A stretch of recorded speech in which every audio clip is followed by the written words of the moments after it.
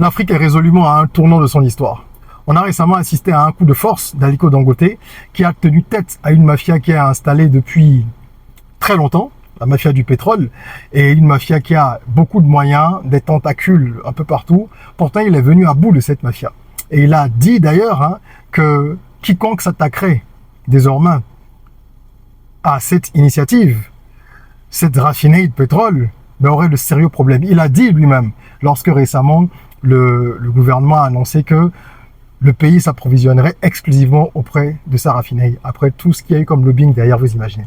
Eh bien, dans cette même veine-là, il y a quelques jours, un événement secret s'est tenu à Kigali. Du 6 au 8 septembre, une flopée de milliardaires africains, ainsi que des patrons de conglomérats se sont retrouvés dans le secret, loin des caméras, des regards du grand public, pour parler du développement économique de l'Afrique.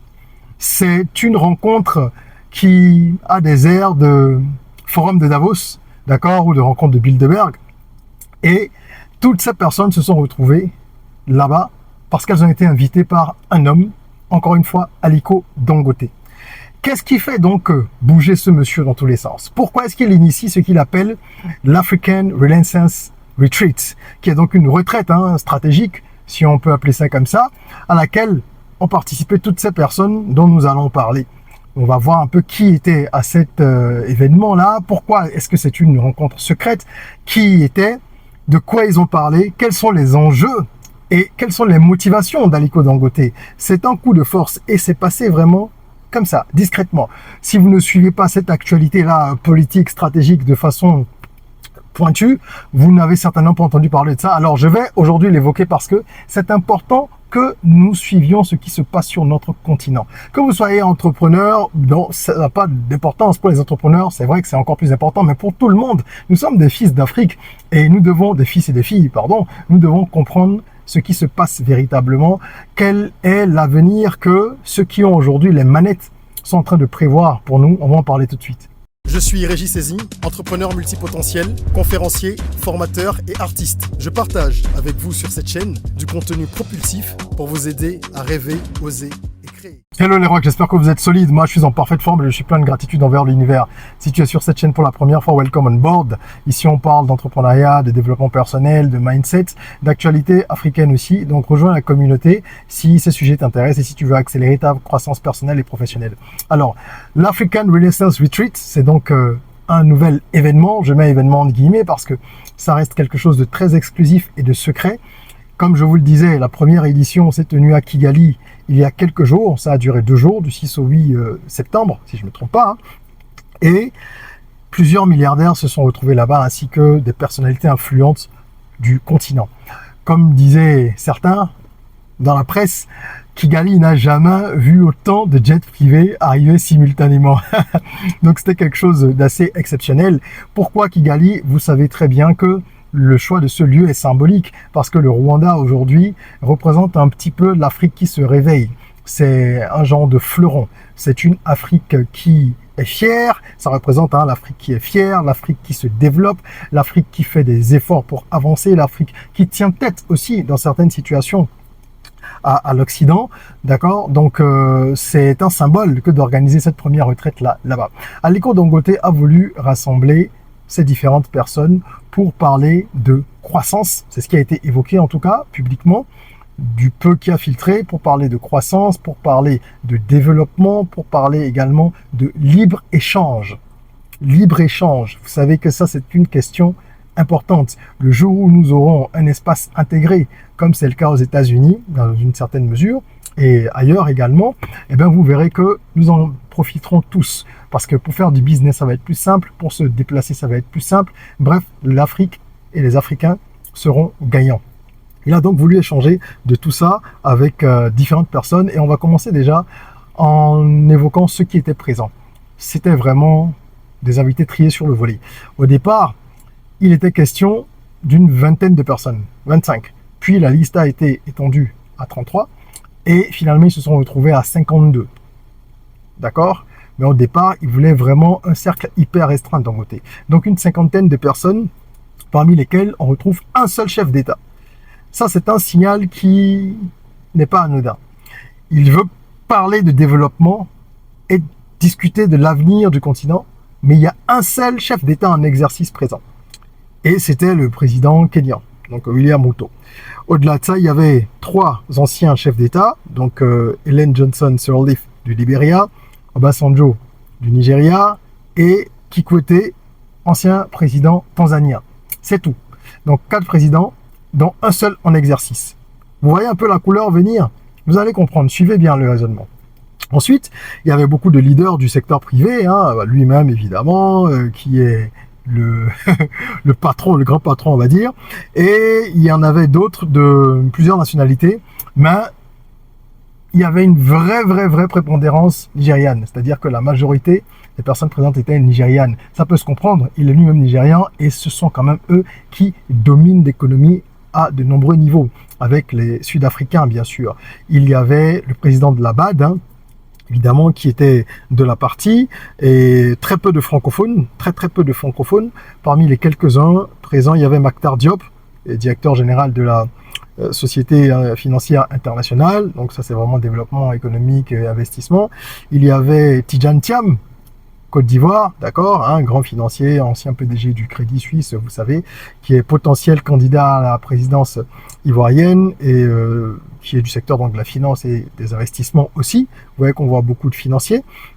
Au niveau des francophones, c'était quasiment les seuls. Bon, il y avait d'autres personnes, 2 Camerounais, d'accord, enfin 2 Camerounaises. Vera Songwe, ancienne secrétaire exécutive de la Commission économique pour l'Afrique de l'ONU, et Kate Fotso, qui est PDG de Telcar Cocoa Limited, donc c'est agro-industrie, d'accord, et qui est quand même la 20e fortune d'Afrique francophone, cette dame. Bon, donc voilà un petit peu pour les francophones. On va clôturer la liste avec Yerim Sow du Sénégal, qui était présent également, homme très influent, il est dans les télécoms, dans l'immobilier, et c'était à peu près tout. Tout le reste, des anglophones, ok. Rien n'a fuité de cette réunion, quasiment rien. Petite parenthèse, quand je dis les anglophones, il y avait des gens d'Afrique du Nord aussi, qui étaient représentés dans une certaine mesure. Il y avait des mastodontes également de cette région-là. Donc, il a fait en sorte de réunir vraiment les décideurs d'un point de vue économique, ceux qui font du cash, ceux qui ont du pouvoir en dehors des politiciens. Il en a pris un peu partout sur le continent, mais c'est vraiment la crème de la crème. Alors, pourquoi rien n'a fuité? Parce que ce genre de réunion stratégique, évidemment, il y a de nombreuses informations qui doivent rester confidentielles. Et ils ont laissé la presse en avoir un petit bout. De toute façon, vous ne pouvez pas cacher ça à 100%. Mais le seul qui a évoqué rapidement quelque chose, ou brièvement on va dire, subrepticement, c'est notre ami Tony Elumelu. Je dis ami parce que moi je l'aime bien, et parce qu'il est très proche des jeunes, d'accord. Et vous savez que lui, il a un style en termes de personal branding qui est différent. Donc il a tweeté un petit message en disant que c'était quelque chose d'extraordinaire qui venait de se produire, et que l'Afrique serait résolument différente désormais. Je paraphrase, mais c'est à peu près ça. Donc c'est une manière de dire aux gens, comme on dit, c'est un nugget, quoi. Ils balancent une petite info, mais on n'en saura pas plus. Réfléchir à des solutions concrètes pour résoudre les défis économiques que traverse le continent africain. C'est ce qui est annoncé comme objectif principal. D'accord? Et la vision d'Aliko Dangote, c'est vraiment de créer une plateforme de réflexion avec ces personnes-là qu'il estime être de grands esprits du secteur privé pour discuter librement de stratégie économique à long terme, librement. Et je vais m'arrêter là. Vous savez pourquoi il y a eu si peu de présidents, et un seul en exercice d'ailleurs, et pas d'autres politiques? Parce qu'Aliko Dangote, il sort aussi d'une période complexe. Je l'ai évoqué en introduction, son bras de fer avec le gouvernement nigérian. Et il l'a dit à plusieurs reprises dans des interviews par le passé déjà. Les politiciens, il a dit ce que beaucoup de gens pensent tout bas. Les politiciens, les hommes politiques, ont du mal à prendre des décisions qui vont dans le bon sens, c'est-à-dire qui sont bénéfiques pour l'Afrique. Ils ont les mains liées assez souvent, à cause des jeux de pouvoir, à cause de leurs intérêts personnels, à cause de pas mal de choses. Et ça, Aliko Dangote, c'est quelqu'un qui le vit tous les jours, parce qu'il est sur des deals où tout ce qui peut vous bloquer, ben, ce sont les États parce qu'ils sont tenus par des accords qui ne sont pas des accords toujours légaux avec tel ou tel pays, souvent des pays occidentaux, ou avec telle ou telle mafia, tel ou tel cartel, entre guillemets, c'est-à-dire des groupes qui font main basse sur nos économies. Et tous ceux qui arrivent à certains niveaux dans les affaires connaissent ces difficultés-là. Il veut donc se soustraire à cela. Et c'est ce que les Occidentaux ont fait pendant longtemps, enfin depuis longtemps, avec tout ce qu'il y a comme rencontres très exclusives. Je ne reviendrai pas là-dessus, il y a pas mal de polémiques également à ce sujet-là, mais où des décisions sont prises. Ceux qui tiennent le monde, ce ne sont pas les présidents, ce sont ceux qui font le vrai cash. D'accord? Quand on vous parle des Rothschilds, quand on vous parle de Bilderberg, etc., c'est des gens qui ont du cash. Et c'est ce que Dangote veut répliquer maintenant. Il veut pouvoir sortir des carcans dans lesquels on est enfermé en Afrique. Parce qu'en Afrique, quand tu fais des affaires et que tu commences à avoir un peu d'argent, je ne parle même pas du niveau des Dangote, hein, bien avant, tu commences pas à avoir un peu d'argent, tout de suite, tu es dans le viseur des hommes politiques. Alors soit ils vont parasiter ton business, soit tu vas devoir coopérer, et la coopération n'est pas forcément toujours agréable, soit tu vas disparaître complètement de l'échiquier économique. Ça, c'est connu. La politique et les politiciens ont trop de pouvoir dans nos pays. Donc Dangote veut essayer de sortir un petit peu de ce carcan-là. Ça ne va pas être évident, mais je pense qu'il est quand même bien parti pour. Il a les ressources pour. Il a également un cercle qui est, on va dire, bien fourni avec ce qu'il vient de mettre en place. Je pense que ça devrait aller un peu plus vite, d'accord? Et même si rien n'a filtré, on peut avoir une lecture de cette rencontre-là qui est une première, d'accord? Comme disait Tony Elumelu, l'impact de la retraite est clair. Des idées audacieuses et des solutions concrètes qui façonneront l'avenir de l'Afrique. Je pense que vous comprenez bien de quoi il s'agit. À Kigali, évidemment, on leur a déroulé le tapis rouge. Kagame les a reçus. Il y a eu un dîner et un déjeuner présidentiel. Et c'est également la vision de ce président, de cet homme d'État qui contribue au choix de cette destination. D'accord? Tout le travail qu'il a fait depuis plusieurs années pour la destination Rwanda, mais également ce qu'il incarne aujourd'hui. Et cette fierté-là africaine qu'il revendique, je ne vais pas parler ici de tout ce qu'on peut reprocher à Kagame, c'est pas le lieu. Je veux dire, il faut mettre les choses dans leur contexte. Là, on parle d'une initiative. Personne n'est blanc comme neige. Il y a énormément de choses qu'on peut reprocher, même à Dangote et à toutes ces personnes. Mais regardons là où elles posent des actes positifs qui vont vraiment dans l'intérêt du continent. Donc, je voulais partager ça avec vous parce que ça n'a l'air de rien. On n'en a pas vraiment entendu parler et on peut le banaliser, même si on entend parler en se disant « oui, mais ça ne me regarde pas ». Mais si, ça nous regarde. Ça nous regarde. Même s'il y a eu des sessions de travail dont nous, on n'a pas les détails, on peut imaginer ce qui s'est tramé à huis clos lors de ces discussions-là, qui n'ont pas été médiatisées.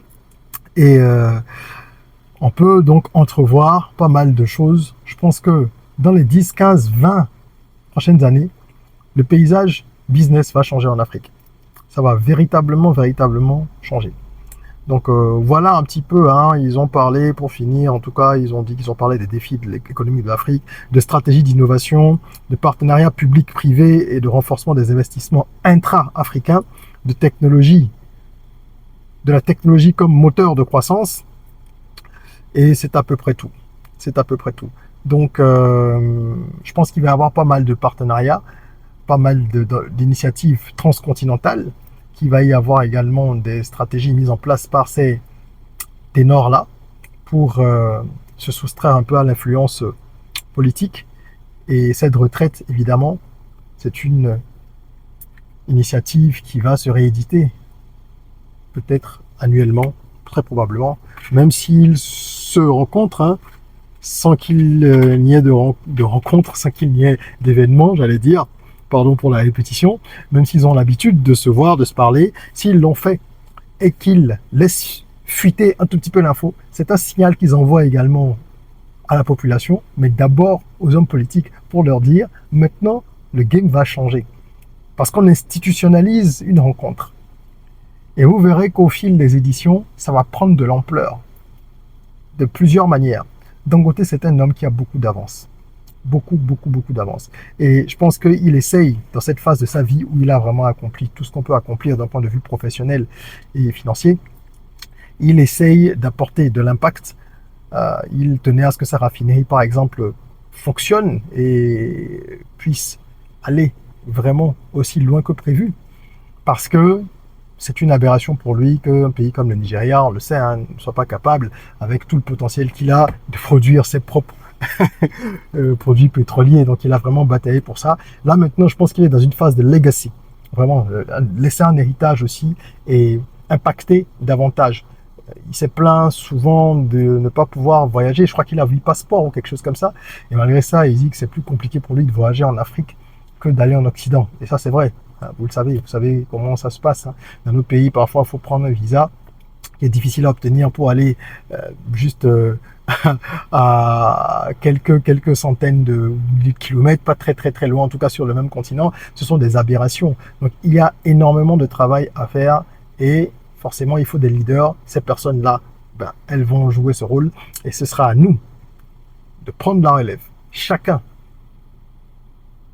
à son niveau, quelle que soit votre place dans la société. Je pense que vous devez comprendre que le réveil doit être collectif. D'accord? Il y a des foyers un peu partout comme ça.